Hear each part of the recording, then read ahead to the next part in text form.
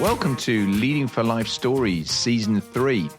I'm Bob Judson, I'm the host for this podcast, and I'm absolutely delighted to have you here joining me. Regardless of whether you're a seasoned listener who's been with me since the beginning, or whether you've just dropped in for the occasional episode, I really hope you enjoy the mix of content that I provide, the personal stories, the thematic episodes, and the guests that I have on the show. And I hope you find it all interesting and at least some of it useful. And without further ado, let's go. When I do corporate training with all sorts of companies and individuals, I often talk about networking and the value of networking and the reality that pretty much everything in life is a networking event. It's a networking opportunity for you to meet people who may or may not prove interesting and may or may not take you somewhere on a journey to something that is useful. And so it proved to be with this week's podcast, because my guest is Amy Lane, the artistic director of Copenhagen Opera Festival and a freelance opera and musical theatre director. I'd never met her before. I sat in a seat on an aeroplane flying back from Copenhagen to London after I'd been delivering some training in Copenhagen. And Amy was in the seat next to me. And we initially said hello and had a brief sort of exchange. And we actually really hit it off and had a fantastic conversation all the way back from Copenhagen back to London. Towards the end of which I said to her, you would be a great guest on my podcast, because she's had the most amazing career. She started out actually singing herself, and she'll talk about her move from singing into directing. And she's now an internationally renowned opera director who works all over the world directing operas. And the story behind that and what's involved in doing that is really fascinating in itself. But she's also working in a sector that is very different to the norm for the podcasts that I do and the people that I talk to, with some really interesting and different leadership challenges as she's had to move into that kind of space where she is leading people in an arty world who obviously are different to many in the kind of typical corporate space. And so I think it's a great conversation. It's a great additional string, if you like, to kind of some of the leadership stuff we regularly talk about. And I very much hope you enjoy it, because we had a great time making it, and I very much hope it's as fun for you to listen to. Off we go. Amy, really great to have you on the podcast. Thank you so much indeed for agreeing to come on the show. I'm delighted. I'm really looking forward to what I think will be a real fun conversation. Thank you very much. It's very nice to be speaking with you again. Yeah, ditto, absolutely. And just to kind of kick us off, I guess, you've had a fascinating career, and that's one of the reasons I was keen to get you on. I just think to get us started, could you give us a bit of a summary of that journey that you've had so far? Okay, yes. I'm going to start with a slightly bold statement and just say I'm 46, and I can kind of trace back to when I was 6 years old. So I'm going to whip through 40 years at a very fast pace, if that's okay. So at the age of 6, I joined a choir, which was called the Finchley Children's Music Group. And so every Sunday, I sang all sorts of different kinds of repertoire and music, and fell deeply in love with choral singing and being part of a music-making collective. And that was also where I met some incredible people, and great friendships were kind of founded. And through that choir, I was able to audition for English National Opera, the Royal Opera House in Covent Garden, and also to go on tour with that choir. So I was performing from a young age and fell in love with music, and by default fell in love with opera. So I went to university in Bristol, and I had a very short career with a music degree, a 4-day career, and changed quite quickly to study English, which was my other love. I did 4 days in the music department and realised that I was not destined to become a music academic, but that my desire and connection with music was all about creating it. So back to my original love of words. So I studied English at university. I left university and jumped straight into the West End in London on a play called An Inspector Calls. And I worked in that theatre for 3 years, first as a walk-on silent extra role. And then one evening, our assistant stage manager was unwell and unable to join the show. And our company manager came to me and said, any chance that you might be able to follow the assistant stage manager's plot and help us keep the curtain lit. So I don't know why, but I said yes. And with some great help from the rest of the stage management team, I shadowed and did the role of assistant stage manager on that show. And I loved what it meant to be an assistant stage manager, which was to help things like setting props, give cues for the actors to come on and off. And in that incredible sequence, there is a house collapsing as part of the show. And I got to be part of that sequence, which was wonderful. I fell in love, therefore, with stage management through one night. And then as time went on, that assistant stage manager, in the end, left that position. I was invited to take it over. So by mistake, by a wonderful accident, I became a stage manager in the West End on that production. I became assistant stage manager. I jumped onto the book. I'm deputy stage manager. I did some sound. I did some lighting. And I really got to understand all the incredible techniques that are required to create one thing, one show. So I was doing that for 3 years. And at the same time, I was also still singing. So I was a young opera singer, and I'd sung some solos throughout my kind of youth. And I continued to sing in opera choruses and was having a fantastic time. But then the Royal Opera Covent Garden came calling, and a position as a stage manager came up there. And that was just the perfect way to combine my love for opera and also my love for technically producing. So I became a Royal Opera House stage manager.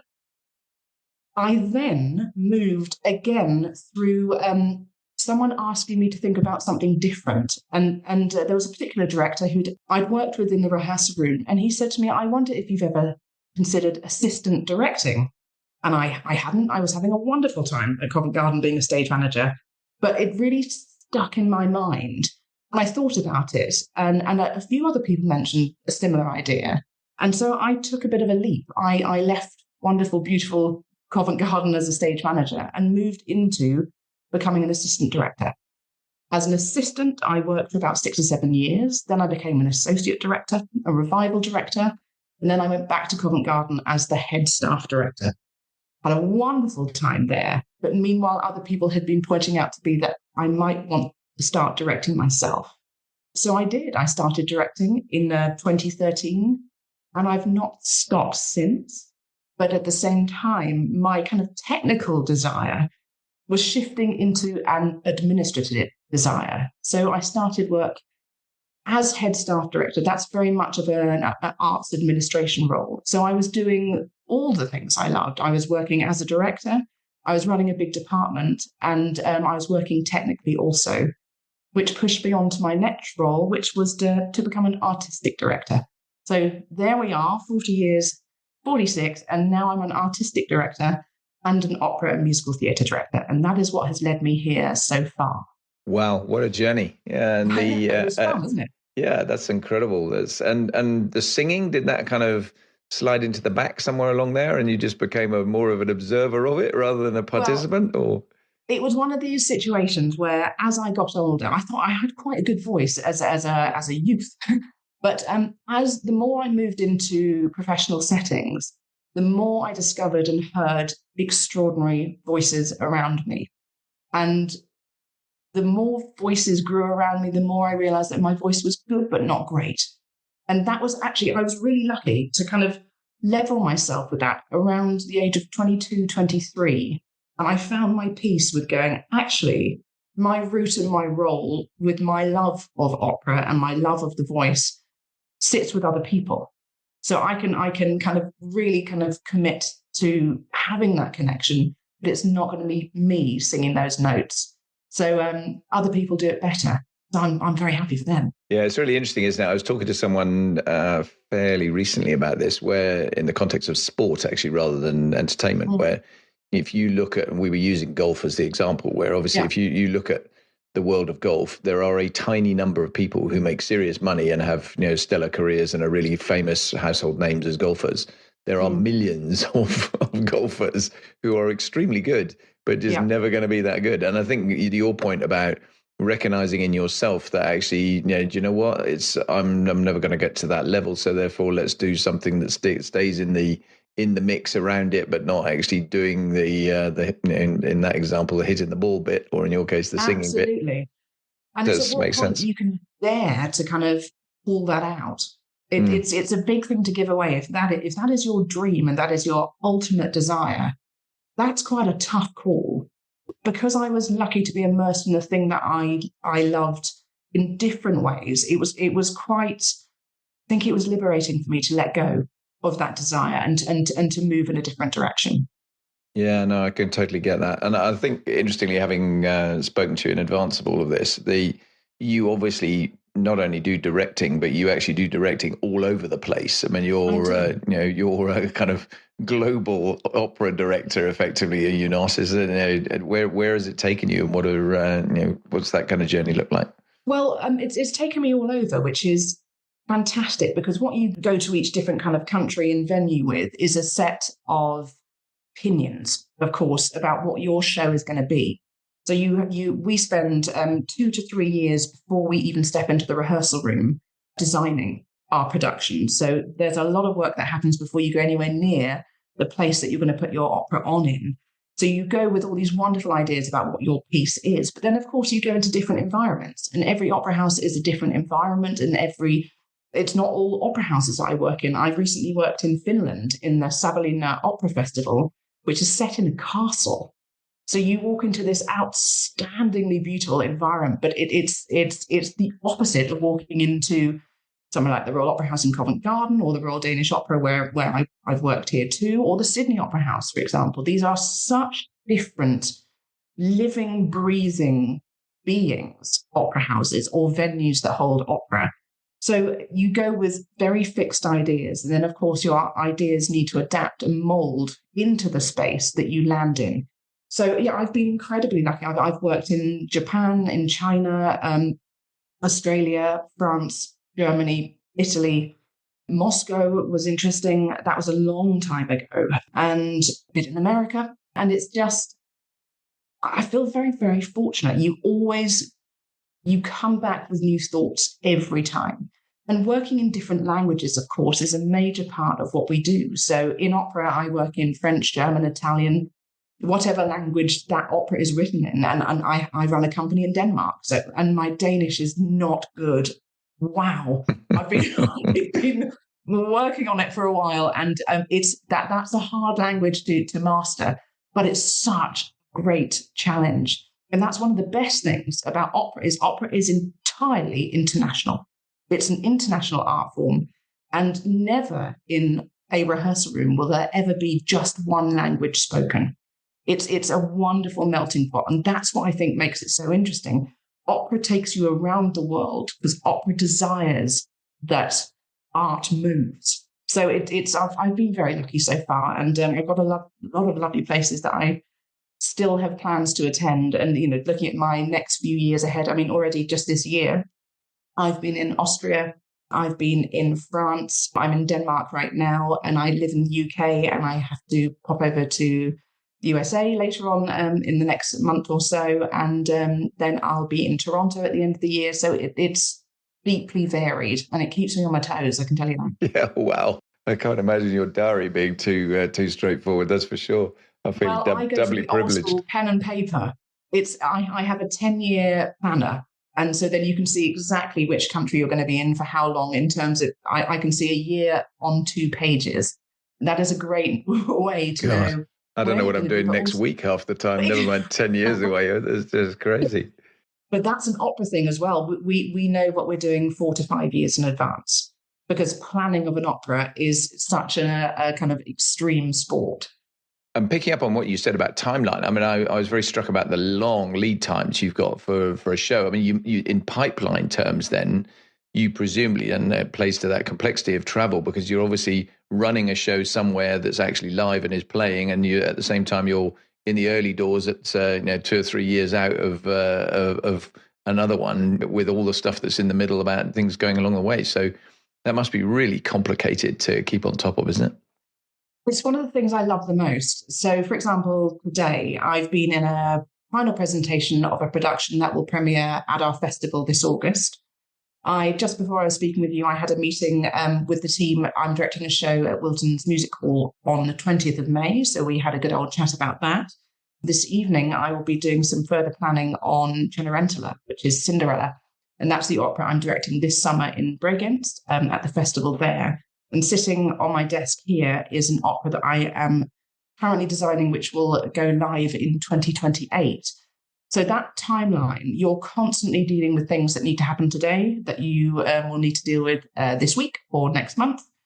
Also, with delivering things like designs for an opera which won't open for another 3 years. So, and I love that mix. I love that mix of what is urgent, what can bubble away, what needs to be dealt with in the next hour or can wait a month. And that's what keeps things really exciting. But that's the part of my brain, that's the technical part of my brain in terms of when I was a stage manager, everything is very ordered. And that's what the order is what allows the art to flourish, basically. The practical systems, the cues, and everything running to the kind of nanosecond allows the incredible creative flow.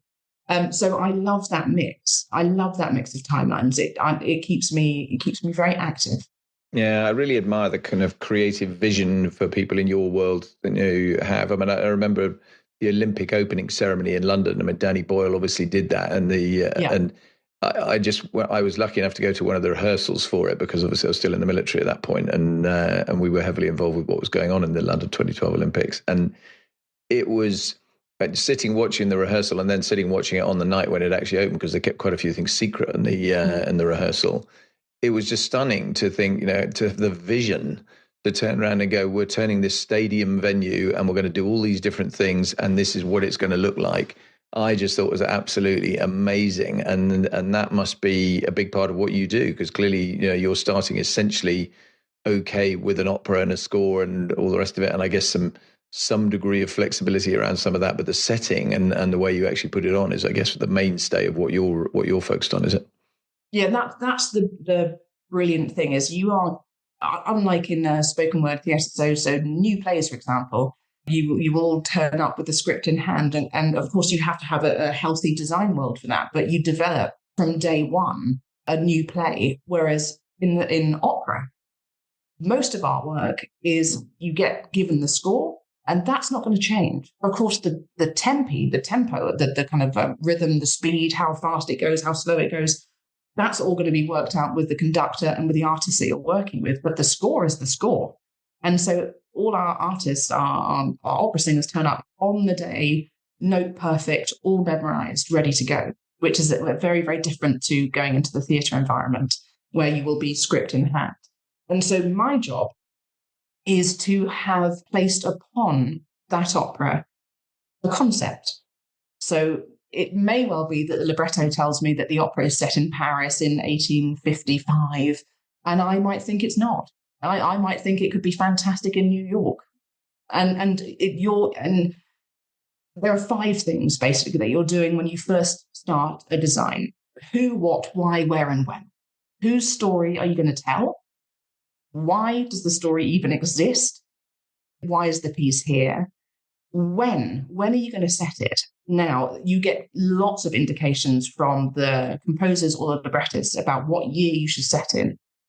But we would be locked in the past if we were to set these operas on dates that they are specified to be set within. And that's the bliss, also kind of transferring material, which has huge impact when it was written and has a different impact now, but with a wonderful connection. The great thing about opera is the stories tend to be timeless. So you can lift them up and place them in any kind of time zone and in any kind of different country or in no country at all. You can decide that I don't want to locate it in a particular place or time. And that's your job. So you are on an opera team, normally you have a director, a designer, a costume designer, a lighting designer, maybe a video designer also, and a movement director. So the way I work is that I always create a very strong core concept, an idea of the who, what, why, where, and when. And then I work with my designer first, and we start creating. Normally we work in a model box. So we make a model box of the theatre, and we start putting particular items on the stage, which will locate us as to where we're going to be in that opera. And then the team joins me as we go on in that process, and the ideas evolve and evolve and evolve. And once we have our setting, I then start again. I go back to the score. And it's just the way that I work, but I pre-direct. And I pre-direct every single artist on the stage, every kind of movement, every thought, every where, when, why. And then you start again. You go into the rehearsal room with the artists who may agree with you, who may very much disagree. And that's when the fun really starts. Yeah, I was going to go, because interestingly, I had a chat some while ago with and you may know him actually, Dirk Brosser, who's a conductor with who's done various different things, but he does quite a lot with Brussels Philharmonic, and yes. And he was on the same track as you were talking there with the score. He said, it's written by the composer. Okay, the composer, in most cases, the composer's dead, so you can't turn around and get too upset about it if you mess with it. But you've got really 5%. That's what his words, not mine. And but that 5%, I have to say, is very interesting in how much orchestras tend to achieve by flexing that. And you've alluded, absolutely. Yeah, a really good example is Wagner's Ring Cycle, which I have recently directed. That epic is 4 operas performed over 4 different nights, and that can be 14 hours long, or it can be 15 hours long. So there you go. So it depends who's in charge, who's on the podium, and who your artists are. I mean, things can move at very different paces, and of course, at very different moments. Yeah, for sure. And the other interesting thing, picking up on what you just said there, is managing, I guess, egos must be one of the challenges you face in there, because you clearly got very talented people in all the fields. I mean, not just the actual singing part, but also the orchestral part, the technical side, all the rest of it, and harnessing that into a some sort of harmonious outcome must be one of the challenges, I guess, as well, is it? Absolutely. I mean, I think things have changed a lot. I think there is a kind of the ego is a fascinating word anyway, but we tend not to have to deal so much anymore these days with ego, because in the end, everybody needs everybody in an opera. We are all reliant on each other to make our evening a huge success. And if you're going to behave poorly, you're going to be on your own, which is not so much fun. So things have changed a lot. I think normally, if we're in a tricky situation, it's because people are desperate to achieve something really well, and aren't necessarily. Sometimes things aren't making sense for that artist, and then it's my job to find a new route to allow the artist to find their own pathway. And often a little overspill of ego is simply someone's trying really hard to get something right and it isn't working for them yet. So you tend, again, in opera, there are very different forces. So you could be dealing with an artist who carries the show. So, for example, if you take the opera Tosca, and we say title role. So the artist singing Tosca already has to carry the show on her shoulders because it's called Tosca. So there's a big ask on this artist already. However, there is also a very large orchestra. There is also a notable chorus. There are also 2 other very key characters. It's like a power 3.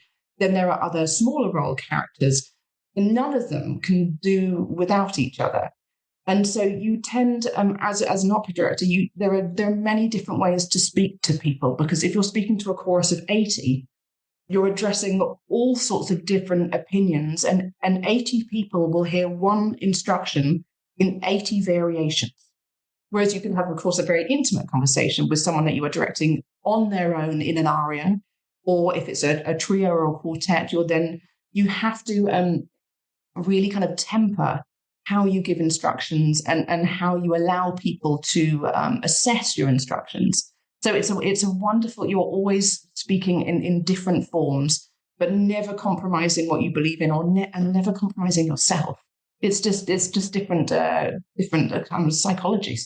Yeah, a lot of people skills involved though to navigate that. I mean, no question. That's very obvious. You're dealing with high emotions, I would imagine, some of the time, where people are personally frustrated either because they're not performing as they might, or because they're feeling that they want it done differently, and all those kind of different things that play into that mix. So yeah, I don't underestimate that. You're making it sound probably easier than it really is. I suspect there's plenty of challenge that's in that space. Well, I mean, the thing is, as a director, you're the one. There are two people in the end creating what happens in the room in terms of leading. So you've got the director and the conductor. So both of us are giving instructions to a team in a room. But then you add the language coach, who is also giving instructions at the same time. Then you add stage management, who are also giving instructions of how the room and the scene is going to run. And so if you think about it, if you are one artist, you're being given instructions from a director, a conductor, a language coach, a stage manager. And that's a lot of people's requests on you. And then there is yourself. What about your own opinion? What do you think is happening in that scene? So it's a wonderful negotiation. And I would say, I'm going to borrow some words, actually. So Sir Antonio Papano, was the director of music at Covent Garden for many, many years. I first met him in 2005, and he recently left Covent Garden to start running the LSO. And I worked with him for years at Covent Garden, deeply, deeply inspiring. And he's a conductor who lives and breathes drama. So just ideal to work with. And he would always say that opera is the greatest compromise. And I've borrowed that for years because opera is music, drama, storytelling, all colliding at the same time. And yes, you want the best sound, but you absolutely need the best story. You need to be looking at the best story whilst listening to the most exquisite sound. And sometimes the story demands the sound be less beautiful. But then in the core of that, you get the heartbeat of the story. So that's what we mean when we're looking for that constant kind of compromise. We're looking for drama to explode off our stage. Fantastic. You put it over really passionately as well. It's very evident that you feel very strongly about it.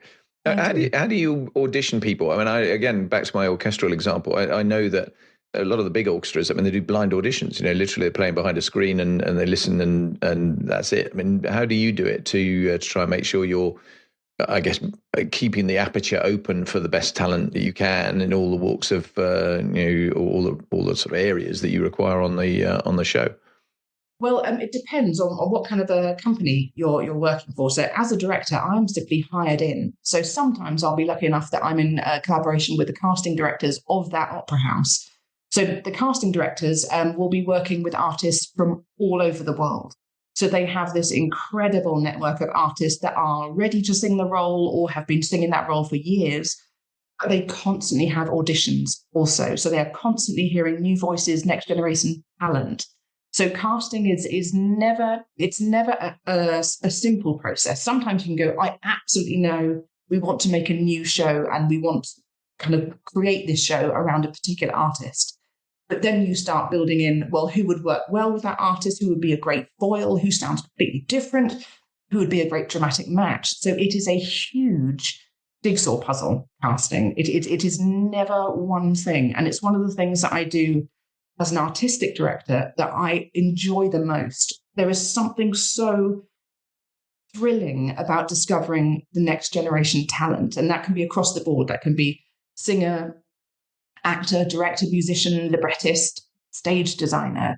But there is nothing more exciting about then starting to build these networks for that person and sending work in and out of the country that you're working with as well. Going back to the opera being an international art form, it is all about talent share and about allowing people to grow within that art form. So casting is an art on its own. And that's why most opera companies, notably large opera companies, have their own casting director and casting direction team. So I would say the doors are open and we could open them wider. That would be something that would be great. Also, with that, when you're opening the door wider, it goes right back to, are we making sure people have opportunities? And are we making sure that music, not let alone opera, forget opera for a moment, music is available as an art form to everybody? Because it can quite often bypass or miss people. And if we're not offering music as a kind of staple in schools, well, then how are you going to know? How are you going to know that you might like to sing? How are you going to know that you might thrive being part of a choir? So that is a major part. It's not just about those who give out the jobs. It's about us. And it's about us as a nation. And it's about culture not being just a nice to have. It's a need. It's an absolute need. And, we all saw it during the pandemic.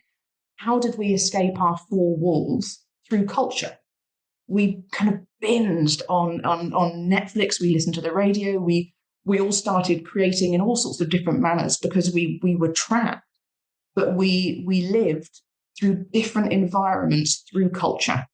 So I'm deeply passionate about next generation talent and making sure that the opportunities are opened up for people to discover that music might be a thing for them.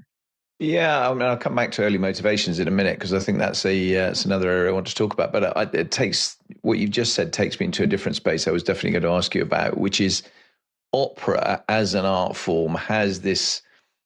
I'm going to use the word; it's a very pejorative word, stigmatized, sort of view that it is a kind of thing for the wealthy. It's Covent Garden obviously is known as an expensive place to go if you want to go to an opera in Covent Garden. Glyndebourne, not much different, to be honest, again. And yet at the same time, I know from talking to you that you are very passionate about, not being that and opening it up and opening the aperture to other people.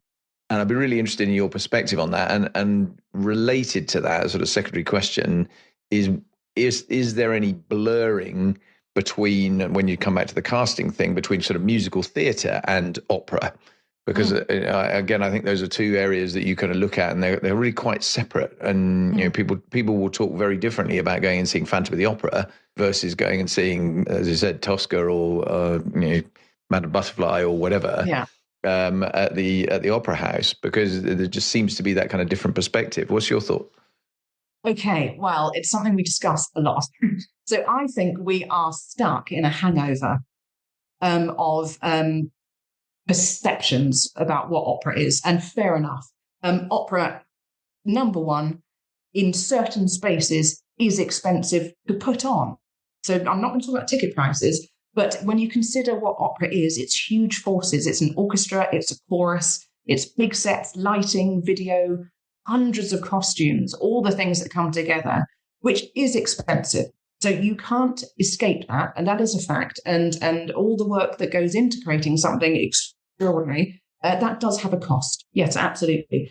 So there are all different forms of opera, is therefore my answer. So opera is not one thing. And I think that's a little bit of a hangover that we have also, that if you've not attended an opera before, or you think, or it's not your thing or whatever, which is perfectly fine, people tend to think of opera as one thing. But opera is not. Opera is as diverse and as versatile as opening Netflix and going, what shall I watch tonight? And everyone scrolls and scrolls and scrolls because there is so much. We are the same in opera. If you were to open the Netflix version of opera, you would scroll and scroll and scroll and scroll, and you could find every form of opera in all the different genres. So it is many, many different things. And so therefore, opera exists in many different forms, in many different spaces.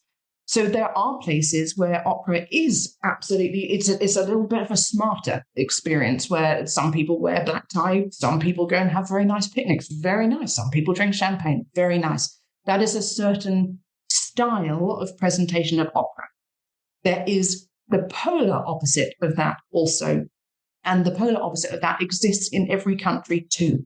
It's not just one version of opera. So, for example, in Copenhagen, I run the Copenhagen Opera Festival. One of our branches of producing opera is we put up an opera festival stage right in the heart of Nordborg.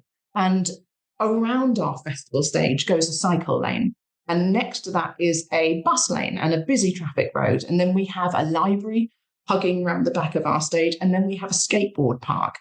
And we built this stage there with 1,800 seats. It's open air and it is free to the public. And we filled that stage with content over 4 days as a way to bring opera out of the bigger houses. So many people wouldn't consider walking into an opera house and buying a ticket, because some of these houses can seem not particularly, looks like the front doors aren't open, for example. But I have to say, in huge opera houses, there are tickets of every price variety also. And some of the best places in an opera house to experience the incredible kind of iconic cave-like wonderful sound is up high. And so there is a price that I think anybody could buy a ticket and sit in a different seat and have an experience in an opera house. But there is opera in 1,000 different forms appearing on the streets in alternative venues and with very different ways of creating. And a lot of the opera being written today is for different forces, and it exists in site-specific spaces. So I think we're changing. I think opera has been evolving as it has always evolved for the last 400 years, and it evolves to fit in all the gaps. Art does find its way, and so opera can be whatever you would like it to be. You just, if you want to go, try a few different forms of it, and that's what we're doing in Copenhagen. I hope we are a gateway for people to discover more and to discover actually that many of the tunes that they might walk past at our festival stage, they already know because they're used everywhere. They're used in film, they're used in advertising, they're used in radio. So we battle our kind of hangover preconceptions, and yet at the same time, we must acknowledge opera on a grand scale in a big opera house does cost money because of all the forces that come together to create an outstanding event. Yeah, and that makes sense. I mean, I can see that, having been in many times to both the ENO and to the Royal Opera House. I mean, I think, and Glyndebourne actually, I mean, these are all spectacular settings that, have obviously a significant element of cost for everything involved, and no question about it. And I think because of that, you kind of get it, but only when you go. But yes. I mean, my musical theatre point, just in terms of the I'm really interested about that. Yes. So a question that we ask all the time is, what is opera? So there's a preconception about what opera is and what it sounds like. And there, of course, you can go to very particular operas and go, of course, it sounds in this particular way. That sounds like opera. But the works that we're creating at the moment wonderfully blur the lines. And I think that's really interesting. And then, are we music drama? Are we opera? What are we?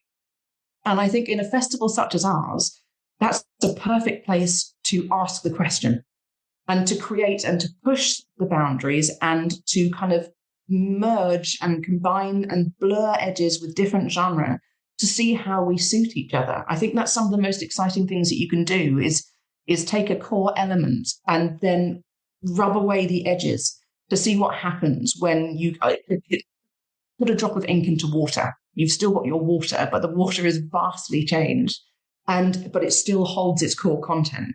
And that's what I like experimenting with. And in the smaller houses and in festivals, that's where you can really take risk as well, because we don't have to do a run of 25 performances. We can dare to create something that we can put on 1, 2, or 3 times as an experiment to see what we think about it. Fascinating, really fascinating. Because, I mean, correct me if I'm wrong, but there is, in terms of back to the casting point, a lot of performers tend to be pigeonholed a bit into their stage actors or their musical theatre performers or their opera stars or whatever. I mean, is there much crossbleed? Ish.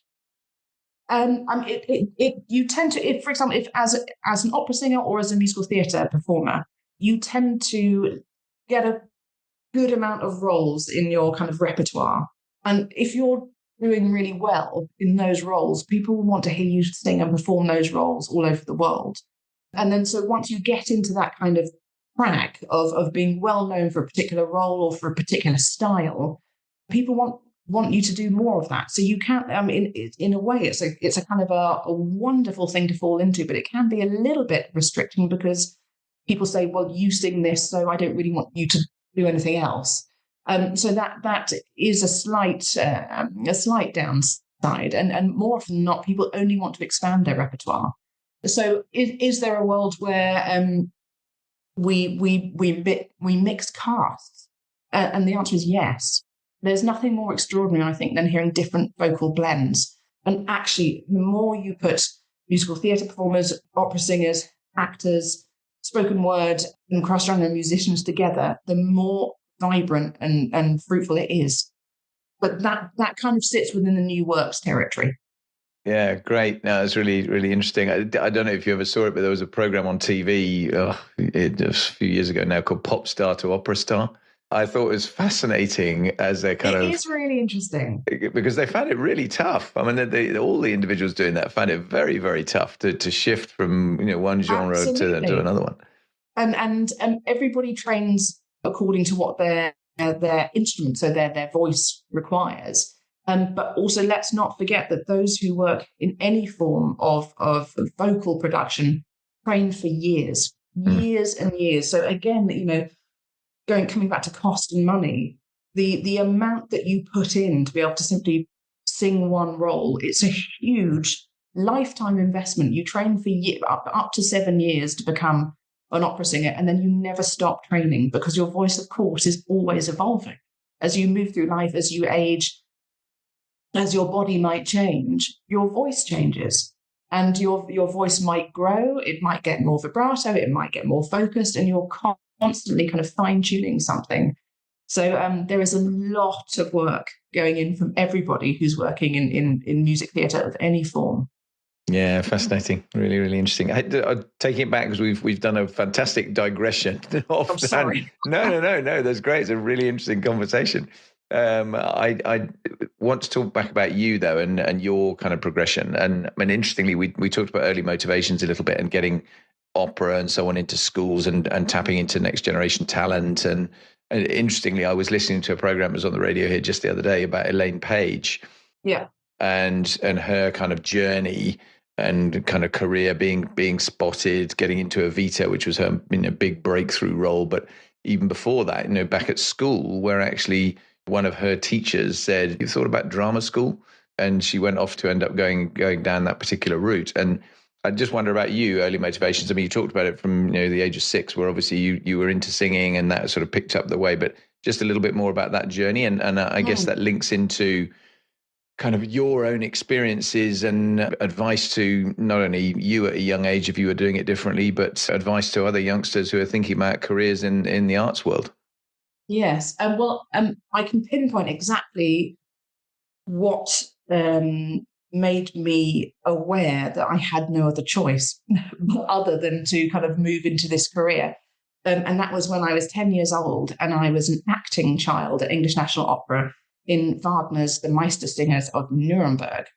And it's a particular moment. It's the end of Act 2. This is an extremely long opera. At the end of Act 2, everybody is on stage and it turns into this wonderful riot and a fight. And so we had chorus, we had actors, we had tumblers, we had a children's chorus, and you had all the soloists, and then you have all the orchestra in the orchestra pit. And it turns into this kind of raging kind of cacophony. And there's this terrible fight. And it's very exciting. And I remember being directed into that scene by the choreographer and the fight director at 10 years old. And then the scene was built layer by layer. And then when we performed it with the orchestra, with the chorus going full pelt and the orchestra below me, being in the middle of this kind of vortex, I knew immediately in that moment that was what I wanted to do. So in that moment, from 10, I have loved being part of something that shakes the rafters in terms of dramatic impact and vocal impact.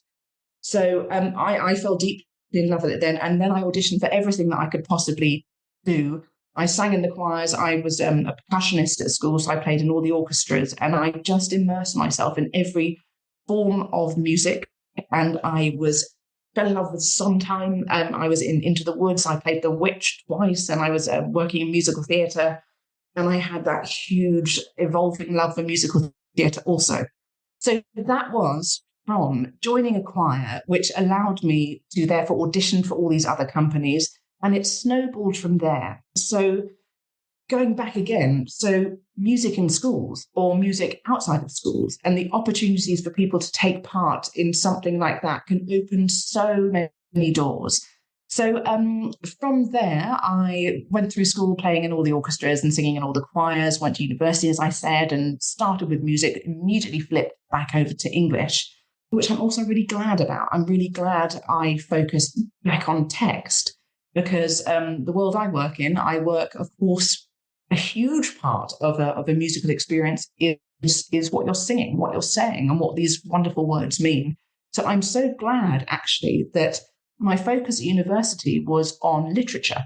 And I think that has really, really helped me in how I look at a piece of music. Because, of course, you listen to it over and over and over. But the essential part of a story is, what are the words telling us? So that's another great way to bring yourself and move into theatre. Read as much as you can, read all sorts of different kinds of wonderful stories, and film. Film is another huge part of theatre today. We use film, we use video projection, we use all sorts of wonderful ways to move from space to space. So if you want to work in the arts is a wonderful kind of umbrella term for all the different forms in which we contact culture.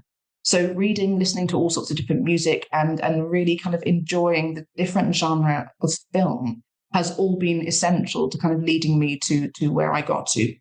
In terms of moving into directing, so I came a slightly strange route, I guess. So some people are simply born as leaders, I believe, or as directors. They know that is what they're destined to do, and you can see it from a young age, those who are destined to lead.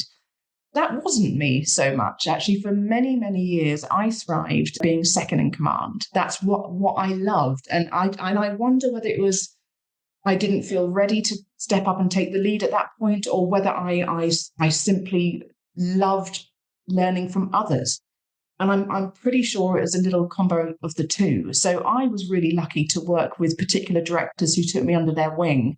And I learned from them and I kind of, as you do often when you work with all sorts of different people, what you get to do is to borrow and cherry pick all of their greatest attributes. You also get to discard what you don't agree with and what you wouldn't do yourself or what you would do differently.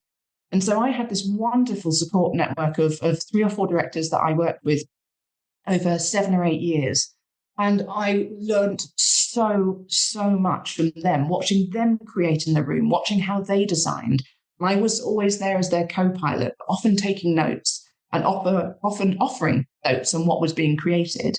So I got to quietly evolve through watching and supporting other people until it was somebody else who said to me, you should be thinking of directing. And I will never forget that moment either. That was a very key phone call for me.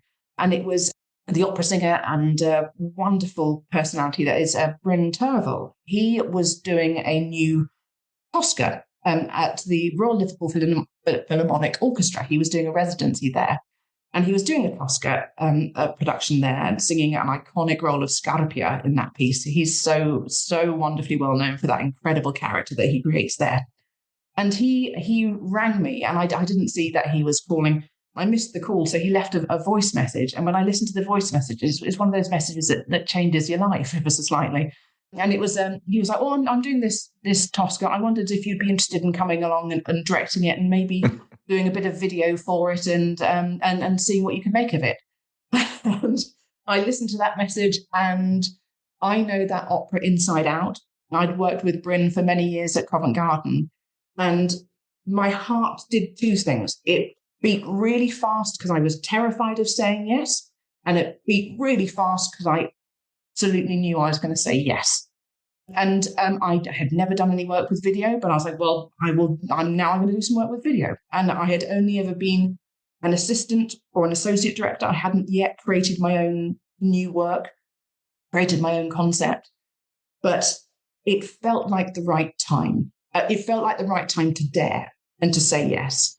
And so I did. So that was in 2013 that I did my first ever. It was a concert production, so not the full works, but I was deeply proud of it. And that step forwards really changed my life because I was unable to put that down. once I'd done that first step into, I think I could take the lead, that quickly snowballed, and I just loved it. And I remember watching one of the performances. I was in a box, and the people next to me, I didn't know them. They were there in a box also. And it got to the interval, and one of them turned to the other and went, "This isn't too bad, actually. I think I'm quite enjoying it." And I was one of the greatest compliments I had. Like, "You, it's not too bad," which was absolutely. At least they didn't hate it. So from that moment, that kind of engendered a new desire, not just to be someone else's co-pilot, but a new desire to go, okay, I think I want to step up, and I'm ready to step up. So it took me a while, a long while, and a good while to get into the leadership zone, which I hope means there is no blueprint of a pathway to becoming a director. People find their way in all sorts of different manners. You might be one of these people who knows at 12 that you're going to be a director, or you might discover a different route to it. But the best thing that you can do, I believe, as you start off, is watch other people and be in different environments and go and see as much theatre as you can and work out what you loved or what you hated or what made you feel nothing, and then begin to kind of sit into what might become your own style. So interesting listening to your kind of reflections and your own journey on that, because when I look at from a completely different world in terms of leadership development, I think there are so many parallels. I think, leaders generally, you're right. I think, you get better by watching, by observing, by pinching ideas off other people, discarding ideas that you don't like. All those kind of things that you've touched on there are things I talk about very regularly as well. And I'm certainly a subscriber that I think, yes, you get people who have some more natural affinity, natural desire to lead, but I think actually there are very few genuinely natural leaders. I think people always need to be helped and supported and develop themselves. And I mean, interestingly, one of the things I tend to say quite a lot about leadership is it's a journey you never complete. It doesn't matter how senior you are, how experienced you are always going to be on the path where you should be, eyes open, ears open, looking and listening to see what more can I do? What more can I take? How can I adapt? Because if you ever start thinking you're the finished article, that probably is not a great position to be in, to be honest. Oh, I couldn't agree more. Yeah, it is a constant discovery of what you know and what you don't know. And also there's a wonderful liberation in saying, I'm not sure about that. I'll come back to you. Often when I've met people, sometimes even in recruitment processes, I feel very comfortable in what I feel I know and have sat with in terms of experiences, and I feel I'm pretty confident in what I've experienced before and therefore what I know. But there is also a confidence in putting your hand up and going, I'm going to need help with that, or I need other people to support me with this. I'm not sure. And I think that is a mark of real, honest leadership, is not having a desire to bluff your way out of stuff. No, humility is a really important trait. I totally agree. And admitting when you're wrong, just as much, when you've really made some kind of howler, people learn as much from failures as they do from successes a lot in this kind of space. I mean, you've mentioned it there that you've followed a lot of people, watched a lot of people. Your own kind of path has been developmental along the way. How have you kind of adapted, I suppose, your style, whether it's consciously or unconsciously? If you're reflective on it, how different are you now as a leader to when you sort of first started out? I think I'm very different. I think at the core, it's still me, and I hope that one of the things that I'm quite good at is in most circumstances wearing my heart on my sleeve. So I sometimes overly honest in terms of what a situation might desire. And I think I'm less afraid of going, actually, I'm not sure that's the right choice. Whereas when you start off in leadership, you're testing yourself, and am I doing this right all the time? And again, particularly in the arts, there isn't a blueprint for right or wrong of ways of leadership. There are different forms of it.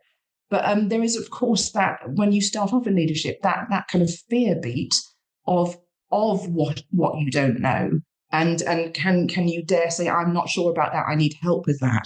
And so I think my kind of shoulders over the last 10 years of working in arts administration and leadership, my shoulders have gone down a couple of inches, because I feel you become more comfortable in saying, I don't know. And you feel more comfortable in saying, actually, I really strongly think this is the pathway to go. I've learned particularly what I think strengths of leadership is also clarity, being clear with all the things you can possibly be clear about, and also inclusion. I think, again, as you grow as a leader, you grow in your ability to share and your ability to kind of raise people up alongside you and to not feel that you have to micromanage everything. That's depending on how big your team is. I think one of the things that comes naturally, I hope, is trust, is actually beginning to build a team and knowing that all the people that you have working with you are working to their very best potential also. And beginning, again, your shoulders lowering ever so slightly, because the people that you invite into your team or your world or whatever you're doing, you're bringing the best people in, whilst also at the same time, ideally training up those who also don't fully know yet. So I think, I don't know whether that's something to do with age and also ego. So coming back to that word, ego, I think there's something very exciting about when you first become a leader, getting up to that kind of pole position. That's a great thing to have achieved.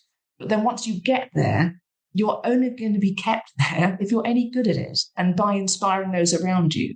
So the more you kind of move up, in a strange way, the more your ego should lower, because you can only ever be a great leader if you are supported by all those that you're working with. And so I think I've relaxed, would be a summary, in terms of what I thought I had to be.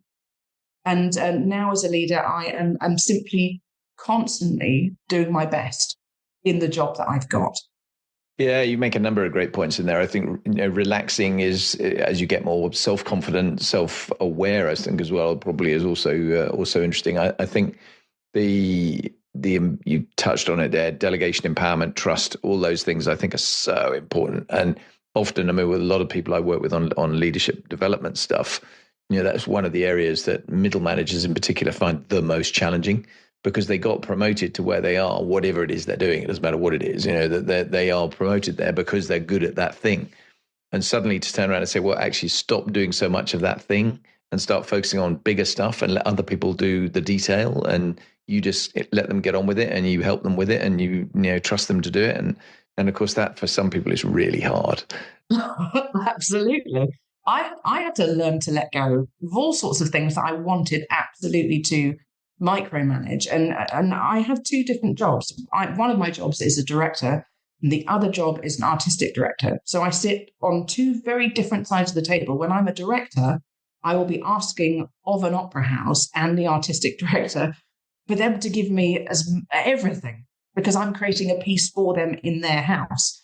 Whereas an artistic director, I'm hiring the director, who is then asking of me that I should give them everything because they are creating something for me. So that's also a really good way to level myself. Because I do both jobs, I both hire and am hired myself.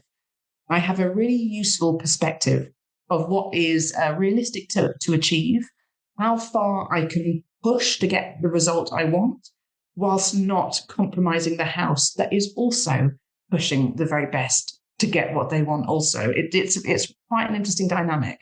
You can give yourself a good talking to from both sides of that mirror.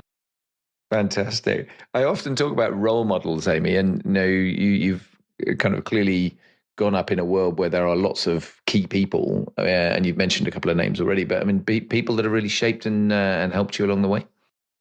Yes, it is Caspar Holton. Now, Caspar is currently the CEO of Opera, Theatre and Ballet in Copenhagen. And before that, he was the director of opera at Covent Garden. And before that, he was the director of opera at the Royal Danish Opera in Copenhagen. So he has had an extraordinary career. Casper is both, therefore, he's an opera director and he's also an artistic director. So I have a slightly similar pathway to him. But what inspired me about Casper was his ability to galvanize people. When he walks in a room, there is an energy that lifts, and he is deeply inspirational through his passion. He is deeply passionate about opera, about creating innovative work, about sharing all these different creative forms with the public, and also about making sure that we have that contact with the next generation also. So he has been a huge inspiration to me, to the point where I call it the Casper scale of, do I think Casper would take that project on, even though his plate is already so full? Because he has this extraordinary ability to run huge cultural houses, and he directs twice a year also. And he is always in demand because people want to work with him and are inspired by him.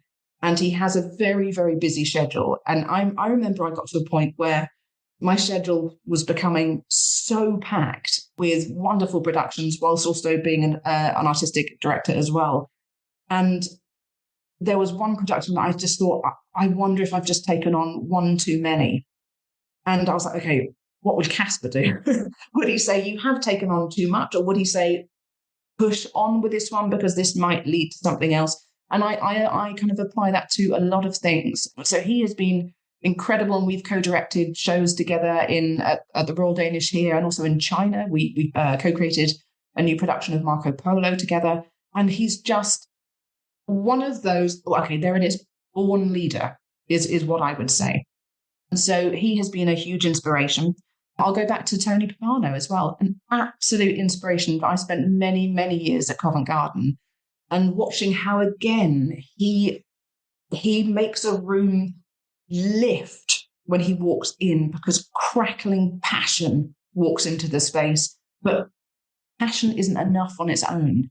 Deep-seated knowledge and a deep-seated desire to communicate. And that's what Casper and Tony have, is this absolute desire to storytell and really to communicate with people. So those two have been real inspirations for me in terms of how to tell a story and how to gather a team. Brilliant examples. It's so good to have people, particularly I love the Casper scale. I think that's terrific, because I think where you've got somebody that genuinely is that inspirational and really shapes you, and you can apply that kind of logic to it. That's terrific. Yeah, it's very useful. So I always try and cover highs and lows, because I think in anyone who's got any experience in senior roles and doing the sort of things you've done, be no exception. And I start that with, is there anything you'd have done, or if you had your time again, I suppose, would you do anything differently? And if so, what would it be? No, is the answer. Because I've been in some situations where I haven't handled them very well, because I didn't know how to handle certain situations. But through those situations, I have learnt, and I was really honest in those situations, calling out that I was out of my depth. And that, I hope, was the right way to deal with situations that I didn't know how to deal with at the time. And so I wish I had known. I wish I had been better prepared for some of the situations that came my way, which I won't dig further into here. And I wonder if I should have paid a little bit more attention in some of the management training classes that I was on at a few years before, because a couple of them were quite extreme situations. So I was very fast to call for help to other people who were better equipped to deal with situations that I suddenly found myself in, and that I suddenly found myself ill-equipped for. So those that I had to look after in that situation, I was able to get the help that they needed, but unfortunately I couldn't provide.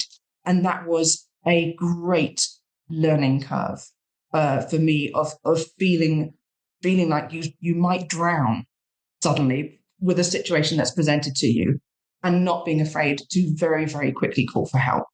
So I've had a few of those, and they can be really terrifying, because if you say the wrong thing or try and swim your way out of it without the knowledge required for that circumstance, you can make things 1,000 times worse. So I'm glad I found myself in those situations and had to find solutions. So that's what I would say in terms of, would I have done things differently? Yes, because I could have prepared myself better for tricky situations such as that. But did I learn through it? And did that person that needed me get the help they needed through an alternative means? Yes. So I'm glad I was able to trip over and support people in a different manner. Yeah, I think it's often the case, isn't it? You don't know what you don't know. I mean, you're inevitably going to break an egg or two when you're making the omelette. That is about being a leader. You know, you can't avoid that, and it's more. I mean, I think the classic statement, isn't it? It's not how you fall down; it's how quickly you get back up again. And that's really true. I think you need the resilience. You need the kind of personal resilience as well as kind of institutional for your own development. You need to pick up the things and go, right, okay, I didn't do that very well. I need to think about how I'm going to do that next time. And interestingly, I mean, I often talk about this, and back to the kind of styles thing, I metaphorically talk about, I have two jars. I've got a jar of stuff I really like and a jar of stuff I really don't like. And those are things I've done or and mistakes I've made in the jar I don't like, for example, or also things I've seen other people do or people I've worked for and around. And I certainly, when I look back across my time, there are lots of similar occasions where I think, God, I should have handled that a lot better than that. But you learn from it. And as long as you learn from it, then that's a success. I think the people that I really don't like in leadership roles are the ones who don't learn from it and don't recognize it, have zero self-awareness, little emotional intelligence, etc., and fail to do that. Well, EQ is I would put at the top of my, if leadership desires, EQ is just one of the most valuable traits I personally see in leadership as well. And that is about also a really simple thing, reading your room as well. Oh, totally. and walking into a space, sense the energy. What are you walking into before you speak? Simple things like that. Yeah, and so many. I've worked, unfortunately, for a few people in a world, obviously, where it's a bit authoritarian and hierarchical anyway. But where the senior leader walks in and says, "Right, this is the situation. This is what we're going to do. Any questions? Anybody disagree?" Well, funny old thing. Not many people speak up, right? We're actually approaching it differently and going in with a kind of, this is the situation. I've got a few thoughts, but I'm really interested in yours first. What do you think? Yeah. I want views from everybody. And go around the room and pick the brains of people, even the ones that are a little bit shy of sticking their head above the parapet. Because very often people are a bit slower to kind of come to a conclusion. They're more reflective. They don't just sort of instantly jump to judgment on something, and those are the ones that often come up with the best ideas. Absolutely. I mean, book time is essential also. I mean, we in the world that I work in, we work at quite a fast pace. And so often we are trying to seek solutions quickly because we may not get to come back and to evolve that. But that's something that we have to temper ourselves on, because the more you rush to solution seek, often that is a bit of a pastel version of what you could have found if you spent 5 minutes more. Yeah, totally agree. Yeah. And giving people the time just to turn around and think about it. And very interesting, again, on the training work I do, we often give the participants on any given course, reflection time. And it is kind of psychometrics in action, if you like, in personality types, because you'll see some people who 30 seconds into the 5 minutes or 10 minutes that they've been given are kind of looking around the room, done, going, why are we still doing this? I'm bored already. I just want to move on and do something else. And you get other people at the end of that time still writing furiously, going, this is not enough time, I need more. And you have to cater for all those types, so for sure. Absolutely. And it's a really, otherwise you're missing out on what you can develop from as a talent pool. Exactly. What's the high point then? The Ring Cycle. Directing Wagner's Ring Cycle has been the most all-encompassing, exhausting, and exhilarating thing to do. So it's a project I started. I was commissioned to direct the Ring Cycle in 2017, and it's 4 operas. Yep, so That's quite a while ago. Quite a while ago. So it's 14 hours long, and it's 4 operas performed over 4 nights. And so that's 14 hours worth of direction. And I also storyboarded the video storyboard for the entire opera as well. So that's 14 hours of film that I storyboarded. And you work with the most incredible artists when you're creating something such as that. And the ultimate goal when you finish creating your 4 operas is what you do is you perform a cycle, which is the 4 operas performed over the course of 4 nights spread over a week. And we did 3 cycles in 2024. So we did it. So we achieved it. And I knew what a huge thing I was going into. And I knew what journey I was on. But I think I underestimated how emotionally consuming it would be to put all 4 on together when you have to sit over the whole thing and everybody needs you in every way to kind of support their journey. And it was one of the best things I've ever done and the most exhausting thing I've ever done emotionally, just because the stories are so human in the end. It's all about it's all about gods and the collapse of the order and the underworld and what happens if we burn it all down. It's a story which is alarmingly it's got good legs today, basically, put it that way. It's about power and those who seek power and what happens when you've got that power. Are you able to step back? And that's also something I'm fascinated by. What happens when you step out of a major leadership role? Who are you then? So that's the kind of key story of the ring cycle, and who do you hand over to? So creating that is something I am deeply, deeply proud of, and I'm there are not very many female directors who've done this, and I'm proud of my work there. And I've got one other, if that's okay. Thank you very much. But my other one is what we've done in Copenhagen with our festival stage, creating a place where 1,800 people per night can come and experience opera for free and can be completely overwhelmed by seeing a full symphony orchestra and hearing opera outside their own homes on this wonderful square with skateboarders right next to us, still doing their trips and flipping, but flipping around to Wagner and flipping around to Puccini and flipping around to Verdi. And it's just that incredible space where you can invite people to come and share something that you hope pass on. I'm deeply proud of that. And we've run that stage for 4 years now. Last year we had 9,000 people attend our events there. And that feels like it's a change maker. And I'm deeply proud of that. I'm not surprised at all with that one. I mean, I've never seen the ring cycle. And interestingly, it takes me all the way back to when I was at school. And that is quite a long time ago for me, where we had a teacher who was very passionate about opera. And he talked about, and I still remember it, talked about the Wagner's ring cycle. And, he went to great lengths about explaining what it was all about. And we're going, yeah, whatever. Exactly. As kids do. But the opening it up to the masses, as it were, and the sort of free access thing, I think that what better way can there be to turn around and get people a sort of decent introduction that they may then go, well, you know what, that's quite interesting. I might go and have a look at another one of those. Exactly that. And that spaces like that begin to rid us of the hangover of opera is elitist. And that is what I would like to help with. Not taking away from the fact, however, that opera is an art form that requires elite athletes in it. And that word is really quite interesting because, of course, we celebrate elite sportsmen. Opera singers are also competing in an elite zone. They train as athletes. And so the word elite doesn't need to be deleted in connection with opera. It just needs to be refocused.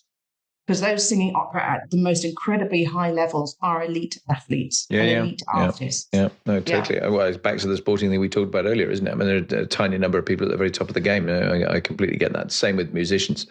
Yeah.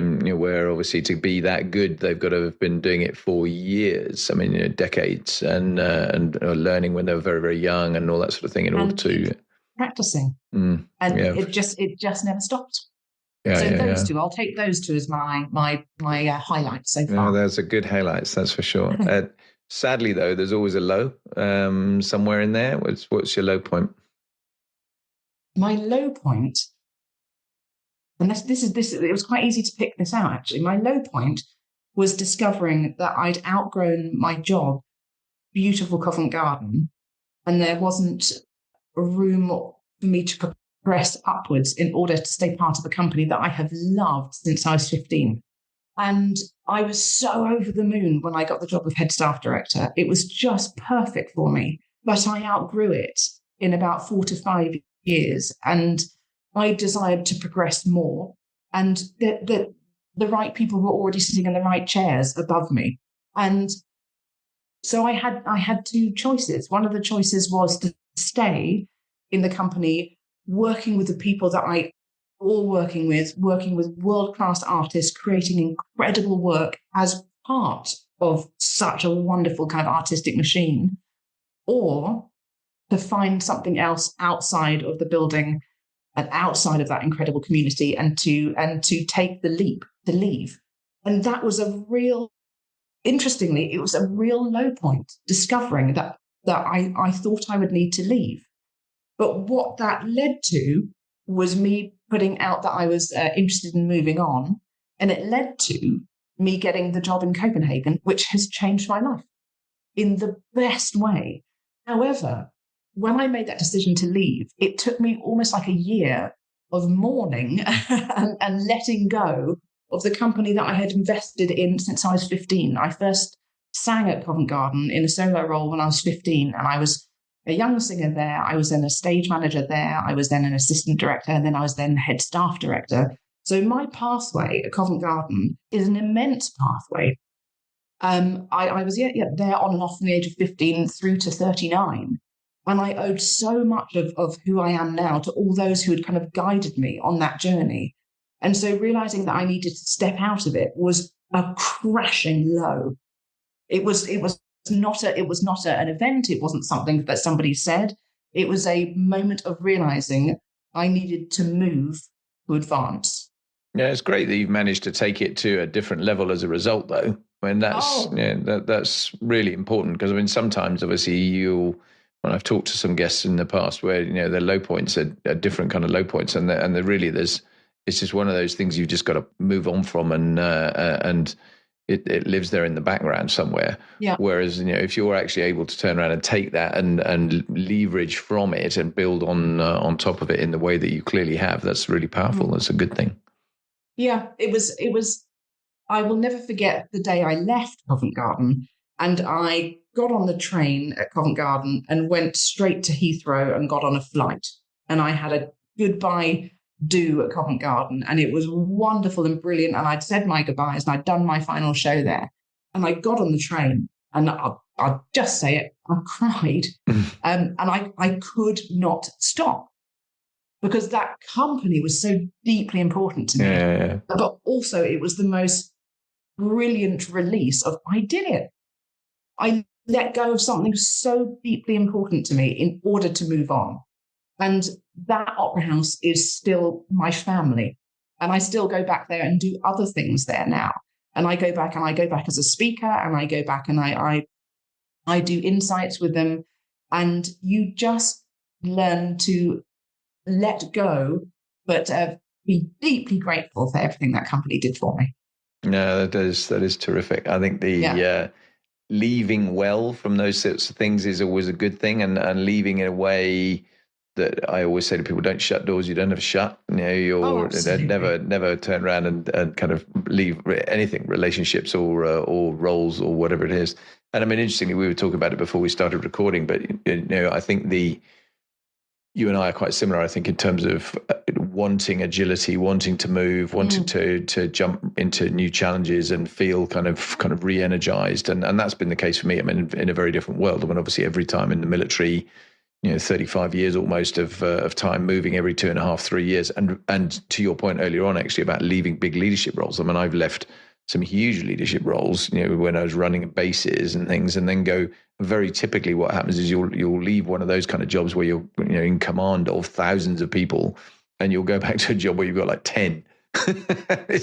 and it's a totally different thing. What a gear shift. The role is I mean, the classic one for me was I came back from a role in Afghanistan where I had 25,000 people on Kandahar airfield, Wow. and all that went with that. And I then I was running a directorate in the Ministry of Defence, and I had about 25 people.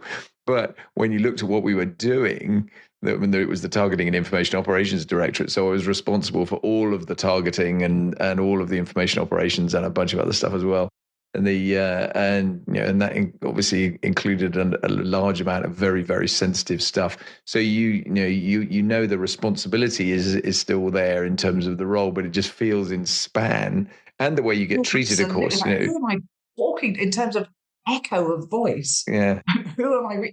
I mean, that is quite something to go from 25,000 down to 25. But all you're doing is you're distilling. And you are that's quite a leap, isn't it? Well, and the irony in the military world as well is in those two jobs, as it happens, were both in the same rank, so they're paid exactly the same amount of money. So you kind of, I mean, you contrast that with the corporate world. That would just never happen, right? There's no chance you'd be in that position. No. You'd have a very, very significant difference in remuneration as a result of that shift. But it is nice as well to have that kind of, right, okay, I know I'm going to be doing this job for 2-3 years, whatever it is, and then ultimately I'm going to be shifting on to something else. I mean, there were bits of it that got a bit tedious in terms of the moving house and all that sort of thing, but I did love the refresh aspect of it. So yes, I can see why you would as well. Isn't it?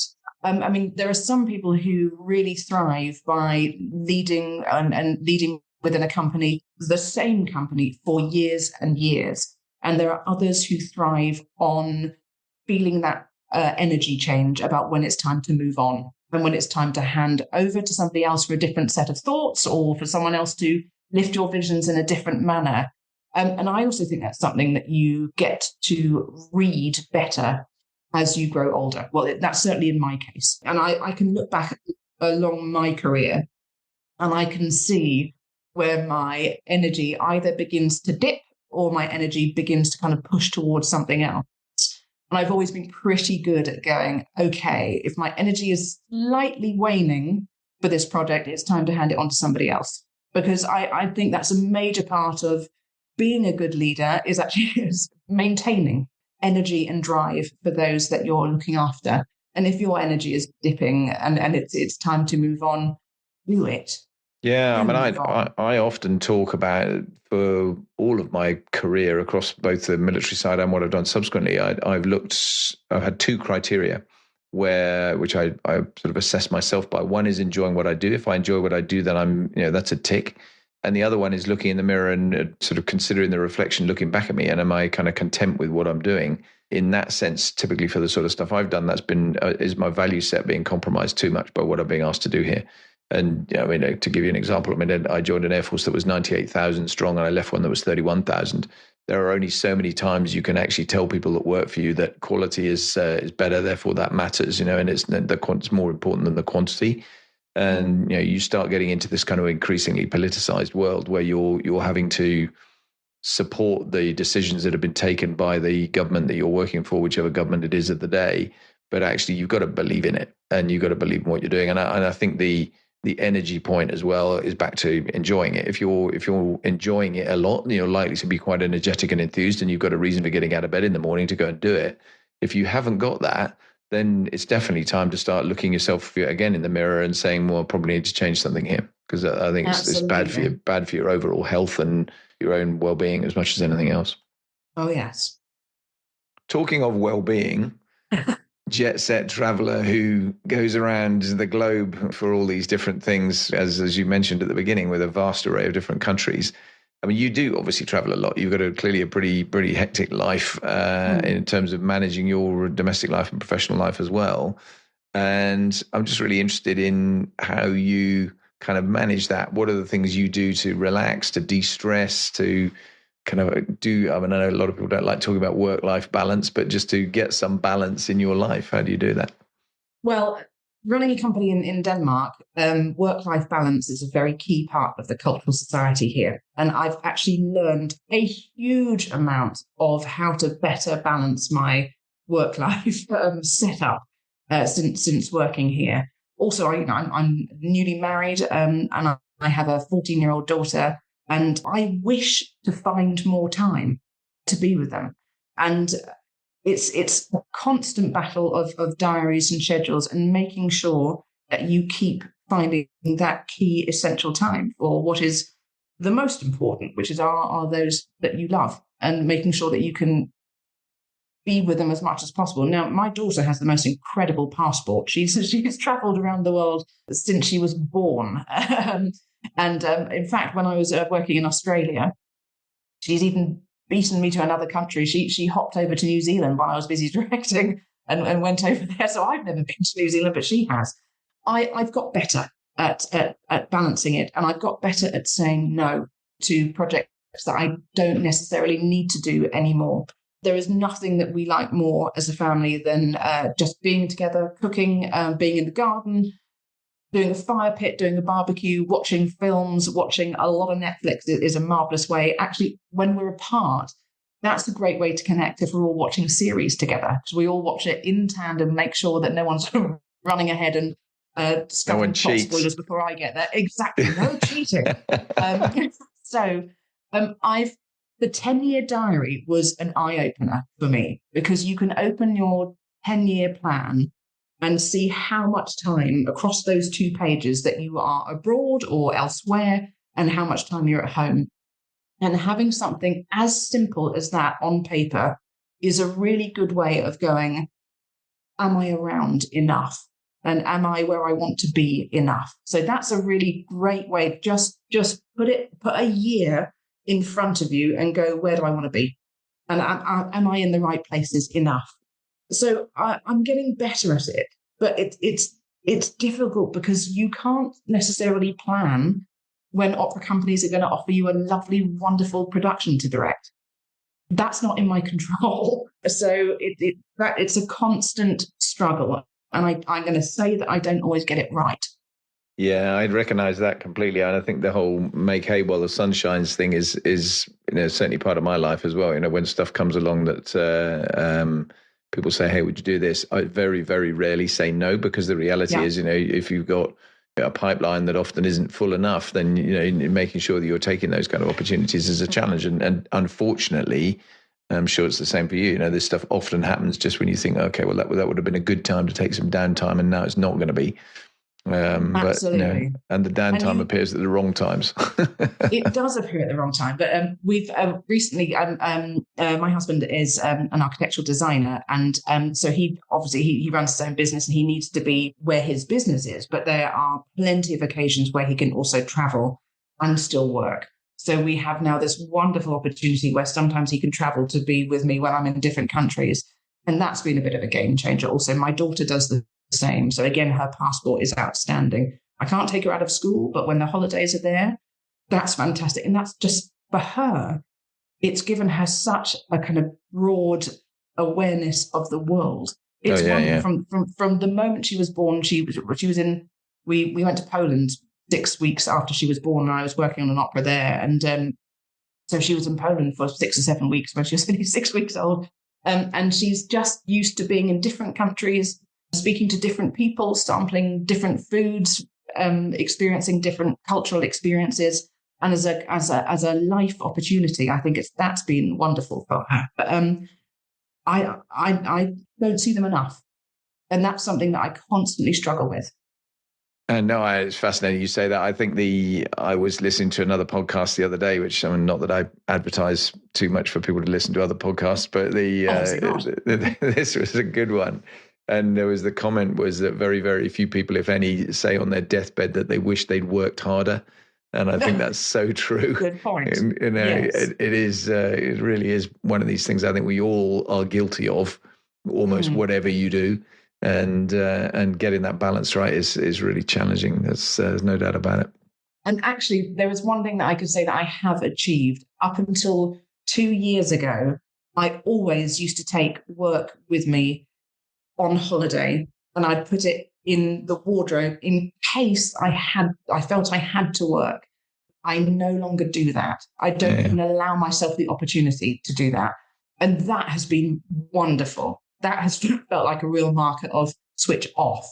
Yeah, I think that's really important. And actually, the other thing we talked about delegation and empowerment earlier on, I think almost invariably, if you're in leadership roles, you're going to have people that can do that work and actually trusting them to get on with it, empowering them to get on with it and do it in your absence in a way that, you're not marking their homework, you're not micromanaging them, and you really genuinely leave them feeling, it's on you now. You've got to get on Absolutely. and do this. And that's a good discipline anyway for them as much as it is for you, because it gives you a better holiday. I mean, I often talk about exactly that kind of stuff from some of the roles I've done too.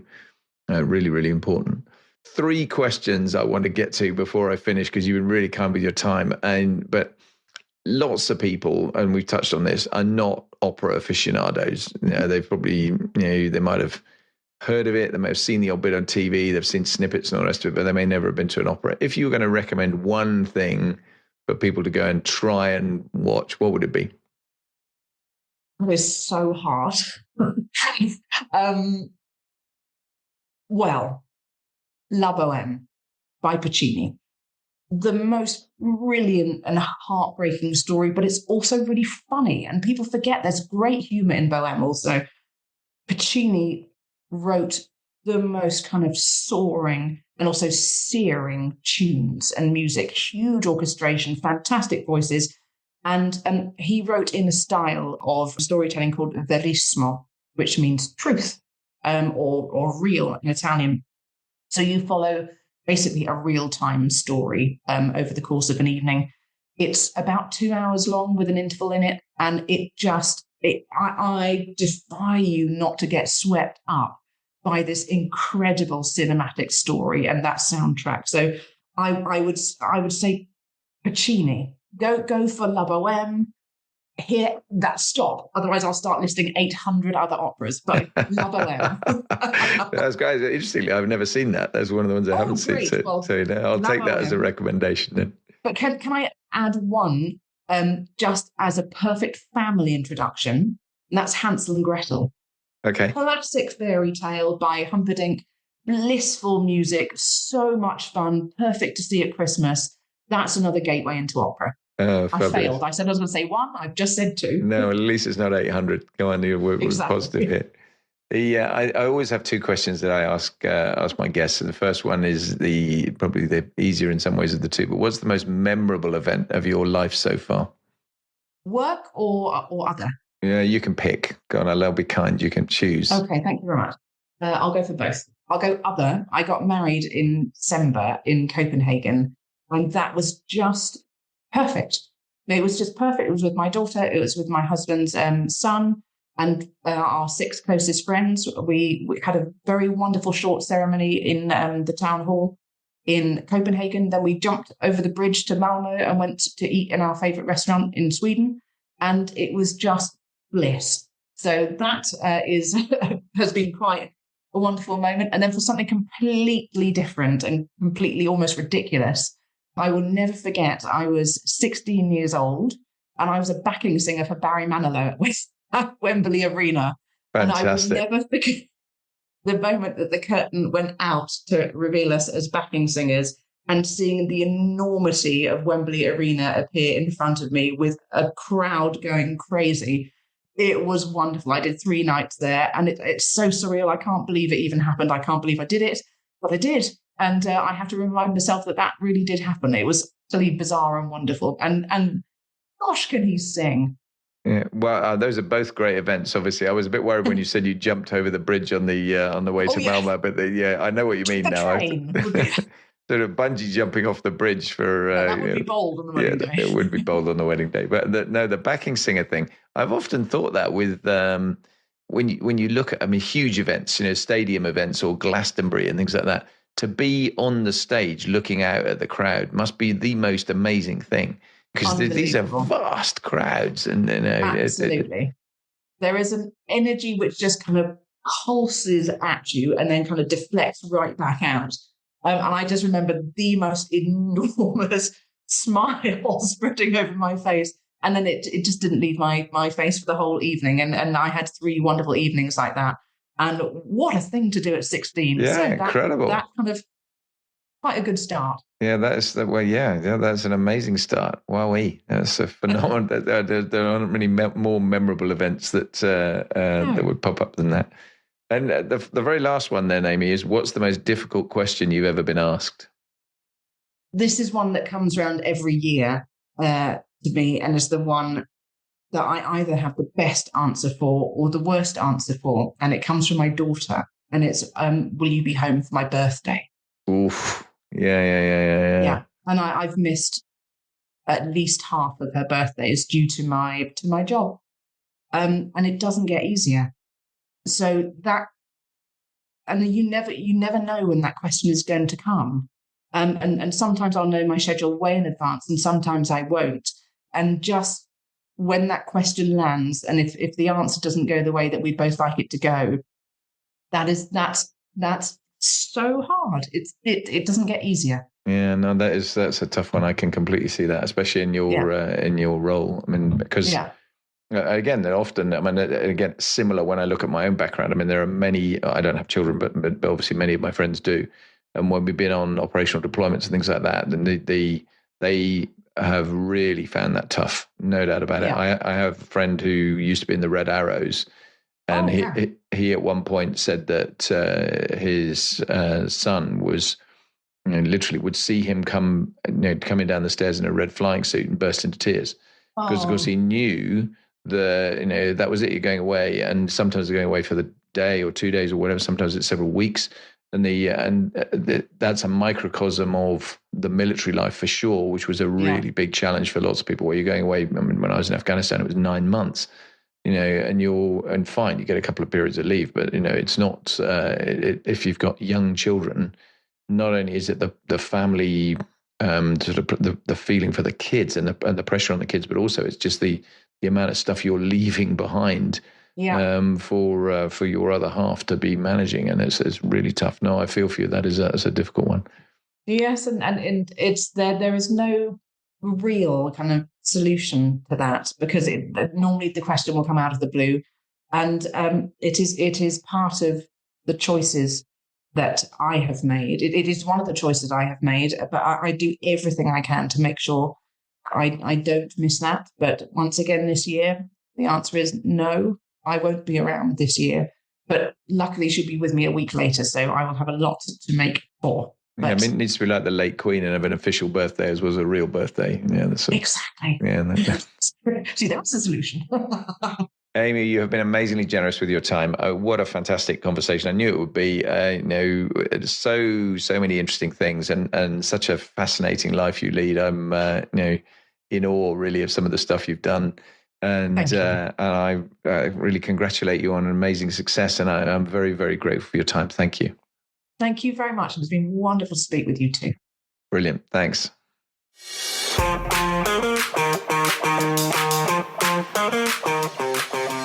I really hope you've enjoyed listening to Amy Lane and her stories, because I think it's been a fascinating conversation. And as ever, if you find it valuable, if you find it interesting, then please share it. Please push it out to all your friends. Please comment, and just provide feedback on the podcast, because that's so helpful to making the podcast better, getting it better access to a wider audience. And I really would appreciate your help with that. If you actually find it really useful, some of this stuff, and it's giving you genuine change in your life, then please give me a bit of value for value back and consider supporting the show actively financially. And you can do that either through the Support the Show link that you'll find in your podcast platform of choice, or alternatively by going to www.patreon.com/leading4life. And when you do that, you'll find the opportunity to become either a supporter, a champion, or a patron of the show. And for a very small sum of money, you'll be able to turn around and really make a big difference to the long-term viability and sustainability of the show itself. So if that's something you're up for doing, I would be delighted. If you're just happy to stick as a listener, I'm equally delighted too. So thank you very much indeed for that. And I'm really grateful. And we'll see you soon. Bye now.